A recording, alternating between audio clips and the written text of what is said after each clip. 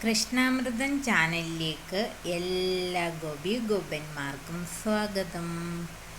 അപ്പോൾ ഇന്ന് അഷ്ടപതി അധ്യായം 1 ശ്ലോകം 8 ആണ് പറയുന്നത്. അപ്പോൾ ആ ശ്ലോകം നമുക്കൊന്ന് കേട്ട് നോക്കാം. വഹസി വപുഷി വിശതി വസനം ജലതാഫം ഹലഹതി ഭീതിമിലിത യമുനാഭം കേശവാ ധൃത ഹലധരരൂപ ജയ ജഗദീശ ഹരേ കേശവാ ജയ ജഗദീശ ഹരേ. അപ്പോൾ എല്ലാവരും ശ്ലോകം കേട്ടല്ലോ. ഇനി നമുക്ക് ഓരോ വാക്കിൻ്റെയും അർത്ഥമൊന്ന് പരിശോധിക്കാം. അതിൽ ഒന്നാമത്തെ വരി എന്താണ്? വഹസി വപുഷി വിശദേ വസനം ജലദാഭം. അപ്പോൾ വഹസി എന്ന് പറഞ്ഞാൽ ധരിച്ചിരിക്കുന്നു. വപുഷി, വപുസ് എന്ന് പറഞ്ഞാൽ അതിൻ്റെ അർത്ഥം ശരീരം അല്ലെങ്കിൽ ദേഹം എന്നാണ്. അപ്പോൾ വപുഷി എന്ന് പറഞ്ഞാൽ ദേഹത്തിൽ, ശരീരത്തിൽ. വിശദേ, വിശദം എന്ന് പറഞ്ഞാൽ വെളുപ്പ്. അപ്പോൾ വിശദേ എന്ന് പറഞ്ഞാൽ വെളുത്ത. വസനം വസ്ത്രം. ജലദാഭം മേഘത്തിൻ്റെ, ജലദം എന്ന് പറഞ്ഞാൽ മേഘം, ആഭ എന്ന് പറഞ്ഞാൽ അതിൻ്റെ ശോഭ അല്ലെ കാന്തി. ഇനി അപ്പോൾ ഒന്നാമത്തെ വരിയുടെ അർത്ഥം മനസ്സിലായല്ലോ. വഹസി ധരിച്ചിരിക്കുന്നു, വപുഷി ദേഹത്തിൽ, വിശദേ വെളുത്ത, വസനം വസ്ത്രം, ജലദം മേഘം, ആഭം ശോഭ. ഇനി അടുത്ത രണ്ടാമത്തെ വരി നോക്കാം. ഹലഹതി ഭീതി മിലിത യമുനാഭം. ഹല എന്ന് പറഞ്ഞാൽ ഹലം, ഹലം എന്ന് പറഞ്ഞാൽ കലപ്പ, കലപ്പ ആയുധമായിട്ട് ധരിച്ചവൻ. ഹലം എന്ന് പറഞ്ഞാൽ ഇവിടെ കലപ്പ. ഹതി എന്ന് പറഞ്ഞാൽ വലിക്കുക. ഭീതി ഭയം. മിലിത കലർന്ന. യമുനാഭം യമുനയുടെ ആ ഒരു ശോഭ. അപ്പോൾ ആ രണ്ടാമത്തെ വരിയുടെ ഓരോ വാക്കുകളുടെ അർത്ഥം മനസ്സിലായല്ലോ. ഇനി മൂന്നാമത്തെ വരി. കേശവാധൃത ഹലധര രൂപ. ധൃത എന്ന് പറഞ്ഞാൽ നമുക്കറിയാം ധരിക്കുക. ഹലധര രൂപ എന്ന് പറഞ്ഞാൽ ഹലം ധരിച്ചിരിക്കുന്നവൻ, ഹലായുധൻ. അതാരാണ്? ബലഭദ്രൻ അല്ലേ, ബലഭദ്രസ്വാമിയാണ്. ജയ ജഗദീശ ഹരേ, അങ്ങനെയുള്ള ജഗദീശ അങ്ങ് ജയിച്ചാലും. അപ്പോൾ ഇതാണ് ഇതിൻ്റെ വാക്കുകൾ പ്രതിയുള്ള അർത്ഥം എന്ന് പറയുന്നത്. ഇനി നമുക്കിതിൻ്റെ അന്വയം നോക്കുകയാണെങ്കിൽ ആദ്യം നമ്മൾ എടുക്കേണ്ടത് വപുഷി വിശദയും. വപുഷി വിശദ എന്ന് പറഞ്ഞാൽ അതിൻ്റെ അർത്ഥം എന്താ? വിശദം എന്ന് പറഞ്ഞാൽ നമ്മൾ നേരത്തെ പറഞ്ഞു വെളുപ്പ്, വപുഷി എന്ന് പറഞ്ഞാൽ ശരീരമാണെന്ന് പറഞ്ഞു. അപ്പോൾ വെളുത്ത ശരീരത്തിൽ. ഇനി രണ്ടാമത്തെ ആ ഒരു വരിയാണ് നമ്മൾ പറയേണ്ടത്. ഹലഹതി ഭീതി മിലിത യമുനാഭം. ഹലഹതി ഭീതി മിലിത യമുനാഭം, അതായത് കലപ്പ കൊണ്ട് വലിച്ചപ്പോൾ ഉണ്ടായ ആ ഒരു ഭയം, ആ ഒരു ഭയം കലർന്ന യമുനയിലെ ജലത്തിൻ്റെ ശോഭ, ആ ശോഭയോടുകൂടിയ. വസനം ജലദാഭം, ആ ശോഭയോടുകൂടിയതും മേഘത്തിൻ്റെ കാന്തിയോടുകൂടിയതുമായ വസ്ത്രം ധരിച്ചിരിക്കുന്നു. ആര്? കേശവാധൃത ഹലധരരൂപ. ഹലധരരൂപൻ, ഹലധരരൂപം ധരിച്ച, ആ കലപ്പ ധരിച്ചിരിക്കുന്നവനായ ആ ബലഭദ്രസ്വാമിയുടെ രൂപം ധരിച്ചിരിക്കുന്നവനായ കേശവ, അല്ലയോ ജഗദീശ്വര അങ്ങ് ജയിച്ചാലും. ഇതാണ് ഈ ശ്ലോകത്തിൻ്റെ അർത്ഥം. ഇവിടെ ജയദേവ കവി പരാമർശിക്കുന്ന ആ ഭാഗം ഏതാണെന്ന് വെച്ചാൽ ഒരു പ്രധാനപ്പെട്ട ഭാഗമാണ്. ബലരാമനുമായിട്ട് ബന്ധപ്പെട്ട ഒരു പ്രധാനപ്പെട്ട ഭാഗമാണ്. നമുക്കറിയാം ദേവകിയുടെ 7ാമത്തെ പുത്രനായിട്ടാണ് ബലരാമൻ. അപ്പോൾ 7ാമത്തെ പുത്രൻ എന്ന് പറഞ്ഞാൽ അപ്പോൾ കൃഷ്ണൻ്റെ ജ്യേഷ്ഠനാണ് നമ്മളെന്ന് പറയുന്നെങ്കിലും ദേവകിയുടെ ഗർഭത്തിലാണ് ബലരാമസ്വാമി ആദ്യം ജനിക്കുന്നതെങ്കിലും പിന്നീട് എന്ത് ചെയ്യുന്നു, യോഗമായ ദേവി ഈ ഗർഭത്തെ വസുദേവരുടെ തന്നെ മറ്റൊരു പത്നിയായ രോഹിണിയുടെ ഗർഭത്തിലേക്ക് ഈ ഗർഭസ്ഥ ശിശുവിനെ മാറ്റുകയാണ്. അപ്പം ദേവകിയുടെ 7ാമത്തെ ഗർഭം അലസിപ്പോയി എന്നാണ് എല്ലാവരും ധരിക്കുന്നത്. യഥാർത്ഥത്തിൽ അവിടെ സംഭവിക്കുന്ന എന്താണ്, 7ാമത് അവിടെ ദേവകിയുടെ ഗർഭത്തിൽ ഉടലെടുക്കുന്നത് ഈ ബലരാമനാണ്. അപ്പോൾ ആ ബലരാമനെ യോഗമായാദേവി എന്ത് ചെയ്യുന്നു, രോഹിണിയുടെ വസുദേവരുടെ മറ്റൊരു പത്നിയായ രോഹിണിയുടെ ഗർഭത്തിലേക്ക് മാറ്റുന്നു. അങ്ങനെ ഗോകുലത്തിൽ രോഹിണിയാണ് ബലരാമന് ജന്മം നൽകുന്നത്. അപ്പോൾ ഈ ബലഭദ്രസ്വാമി നമ്മുടെ അനന്തൻ്റെ ഒരു അവതാരമായിട്ടാണ് നമ്മളെല്ലാം വിശ്വസിച്ച് വരുന്നത്. അപ്പോൾ ഇവർ ജനിച്ചു, പിന്നെ നമ്മുടെ കൃഷ്ണൻ ജനിച്ചു.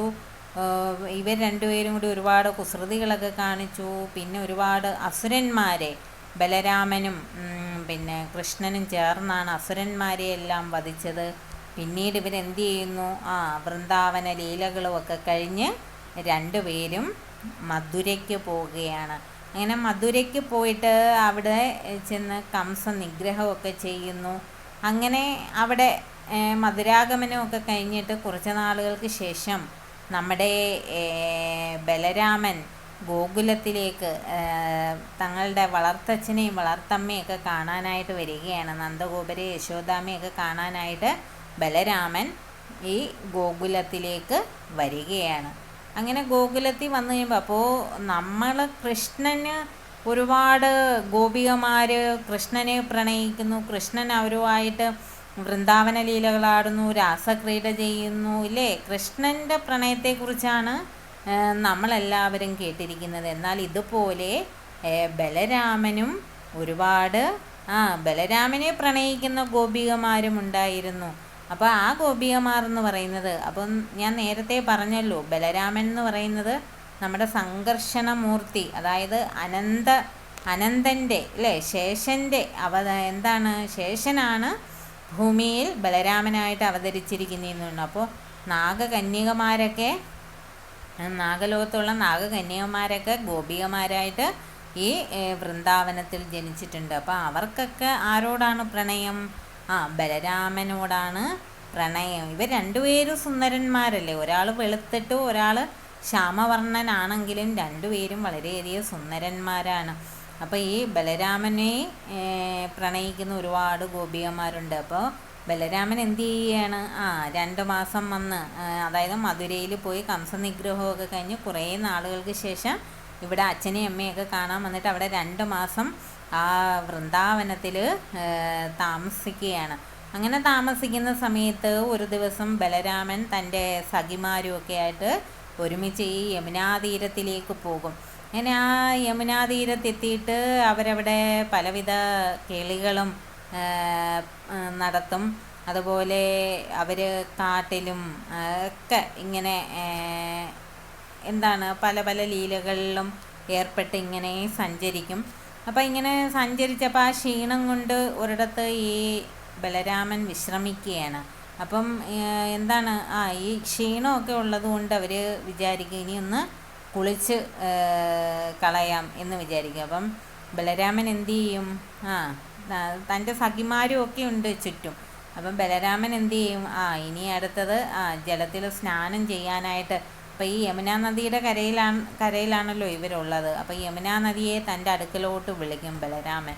അപ്പോൾ യമുനാ നദി എന്ത് ചെയ്യും, ആദ്യം വിസമ്മതിക്കും, ആദ്യം വരത്തില്ല. അപ്പോൾ ബലരാമന് ദേഷ്യം വരും. അപ്പോൾ ബലരാമൻ എന്താ ചെയ്യുക, കലപ്പ എടുത്തിട്ട് ഇങ്ങനെ ഒന്ന് വലിക്കും യമുനയെ. തൻ്റെ കലപ്പ എടുത്ത് ദേഷ്യത്തോടുകൂടി ഒന്നിങ്ങോട്ട് വലിക്കും. അപ്പോൾ ആദ്യം വിസമ്മതിച്ച യമുനയ്ക്ക് എന്താകുന്നു, ബലരാമൻ്റെ കലപ്പ വെച്ച് വലിക്കാൻ തുടങ്ങിയപ്പോഴത്തേന് ഭയമാകുന്നു. അങ്ങനെ വന്നിട്ട് ബലരാമസ്വാമിയോട് മാപ്പൊക്കെ പറഞ്ഞിട്ട് യമുന ഈ ബലരാമനും സഖിമാരും ഇരുന്ന സ്ഥലത്തിനടുത്തേക്ക് വരികയാണ്. അപ്പോൾ ഇപ്പോഴും ആ യമുന ബലരാമൻ കലപ്പ കൊണ്ട് വലിച്ച ആ ഒരു ഭാഗത്ത് ആ ഒരു വളവുണ്ടെന്നാണ് പറയുന്നത്. അപ്പോൾ ബലരാമൻ ഇരുന്ന ആ ഭാഗത്തൂടി ഒഴുകിയത് കൊണ്ട് അവിടെ ഒരു വളവ് ഉണ്ട് എന്ന് പറയുന്നു. അങ്ങനെ അതാണ് ഇവിടെ പറയുന്നത് ഹലഹതി ഭീതി മിലിത യമുനാഭം.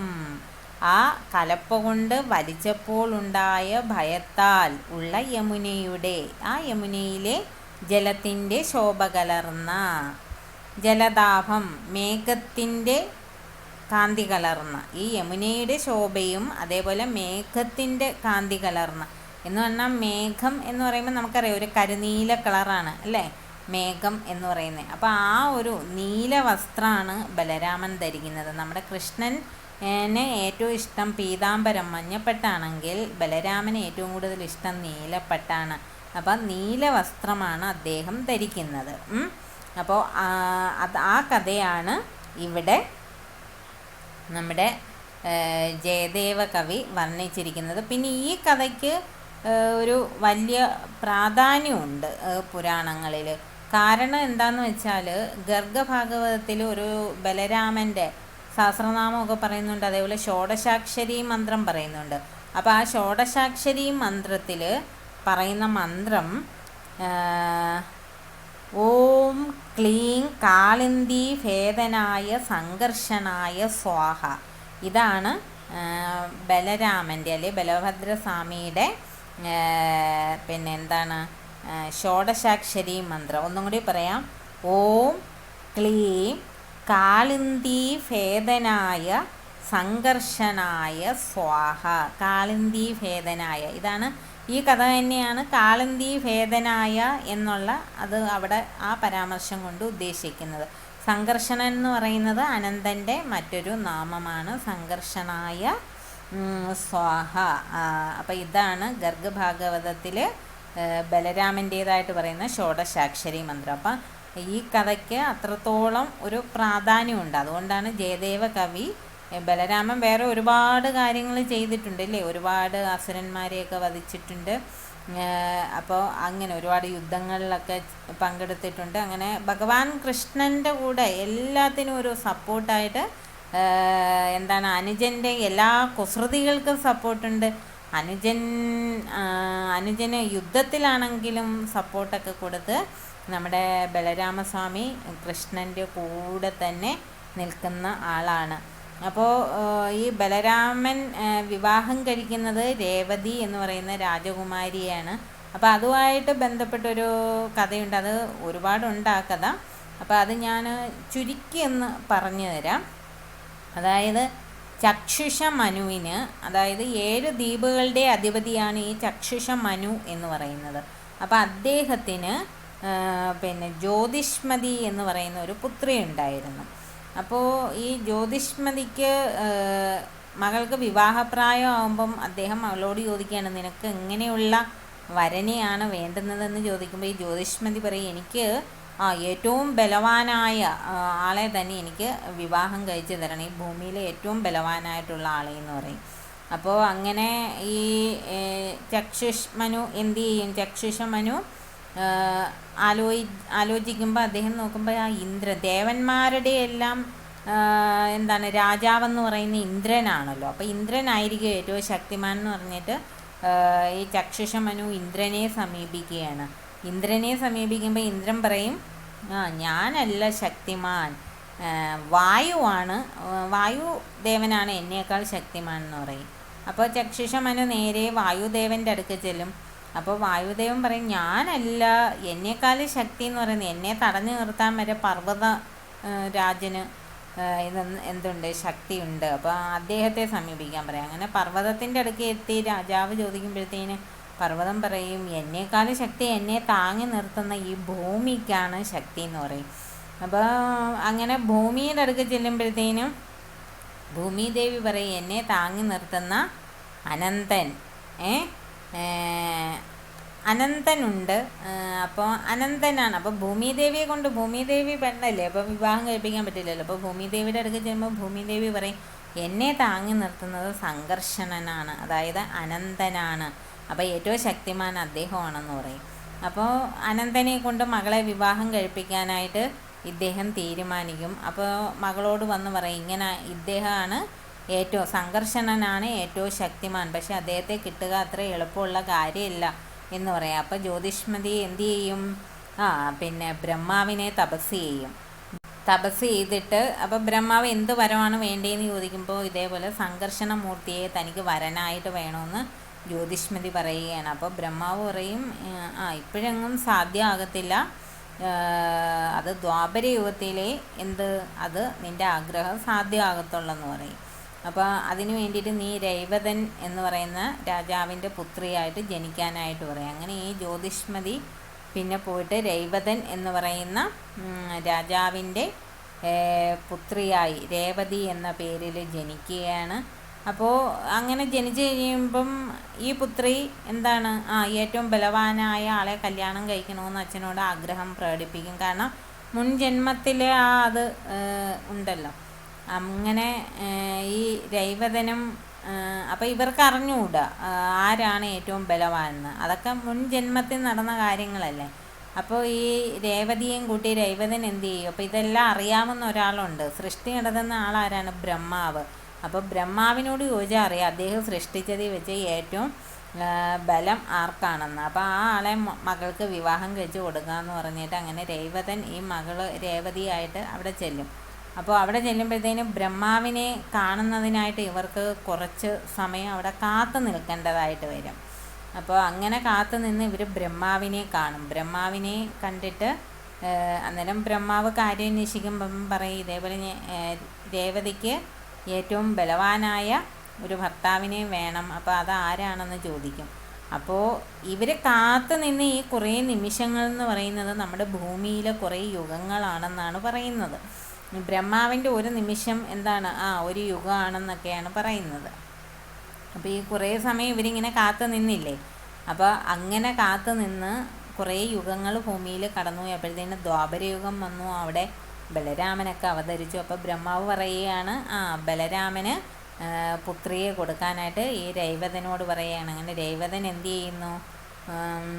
ഈ പിന്നെ ബലരാമസ്വാമിയെ അടുക്ക് വന്ന് മകളെ അദ്ദേഹത്തിന് ഈ കാര്യങ്ങളെല്ലാം പറഞ്ഞ് വധുവായി നൽകുകയാണ്. പക്ഷേ അത് ഒരു കഥയുണ്ട് ഈ രേവതിക്കെന്ന് പറയുന്നത്. അപ്പോൾ ഓരോ യുഗത്തിലും ഈ മനുഷ്യർക്ക് ഉള്ള ആ ഒരു ഹൈറ്റ് ഇതൊക്കെ വ്യത്യാസമായിരിക്കും. അപ്പം ഈ രേവതി ജനിച്ച ആ സമയത്ത് മനുഷ്യർക്ക് നല്ല ഉയരം ഉണ്ടായിരുന്നു, ഭയങ്കര ഉയരമായിരുന്നു. അപ്പോൾ രേവതി നോക്കിയപ്പോൾ നമ്മുടെ ബലരാമനേക്കാളും ഉയരമുണ്ട് രേവതിക്ക്.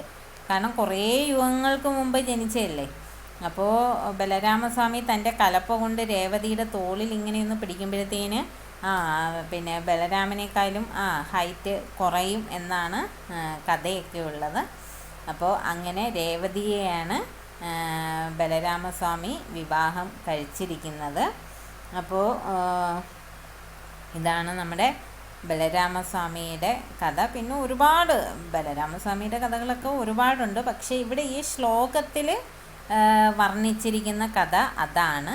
അപ്പോൾ ഈ കഥ ഇതാണ് ഈ ശ്ലോകത്തിൽ പരാമർശിച്ചിരിക്കുന്നത്.